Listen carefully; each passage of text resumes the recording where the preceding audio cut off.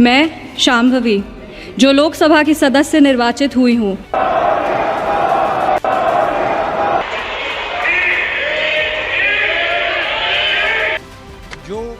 जो आक्रमण प्रधानमंत्री जी अमित शाह जी कॉन्स्टिट्यूशन पर, संविधान पे कर रहे हैं,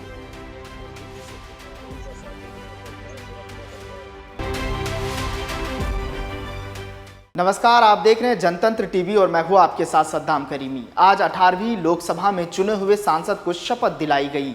लोकसभा सत्र के पहले दिन विपक्ष पूरी तैयारी के साथ सदन में आया। जैसे प्रधानमंत्री मोदी और गृह मंत्री अमित शाह बतौर सांसद शपथ लेने माइक की तरफ बढ़े तो विपक्ष ने हाथ में संविधान लेकर दिखाना शुरू कर दिया। जब तक प्रधानमंत्री शपथ ले रहे थे तब तक विपक्ष संविधान को दिखाता रहा। जो आक्रमण प्रधानमंत्री जी अमित शाह जी कॉन्स्टिट्यूशन पर, संविधान पे कर रहे हैं, वो हमारे लिए एक्सेप्टेबल नहीं है, वो हम होने नहीं देंगे। इसीलिए हमने कॉन्स्टिट्यूशन ओथ लेते हुए हमने कॉन्स्टिट्यूशन पकड़ा था। आपने सुना किस तरह राहुल गांधी सत्ताधारी पार्टी पर हमला करते दिखे। बात यही खत्म नहीं होती है। आज केंद्रीय शिक्षा मंत्री धर्मेंद्र प्रधान सांसद के तौर पर शपथ लेने के लिए उठे तो विपक्षी सदस्यों ने नीट परीक्षा को लेकर नारेबाजी शुरू कर दी। शिक्षा मंत्री शपथ लेने माइक की तरफ जैसे बढ़े वैसे ही संसद में नीट के नारे लगने लगे। इस दौरान धर्मेंद्र प्रधान ने अपनी स्पीच पूरी की और शपथ ग्रहण की।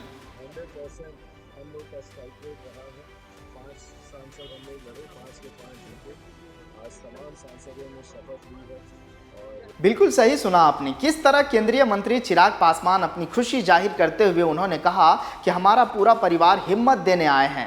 संसद में सबके तेवर अलग दिख रहे थे। इस तेवर में अखिलेश यादव के भी 37 सांसद नए अंदाज में दिखे। लाल टोपी, गले में गमछा, हाथ में संविधान लिए सभी सांसद अखिलेश यादव के साथ लोकसभा पहुंचे, जिसकी चर्चा जोर शोर से हो रही है।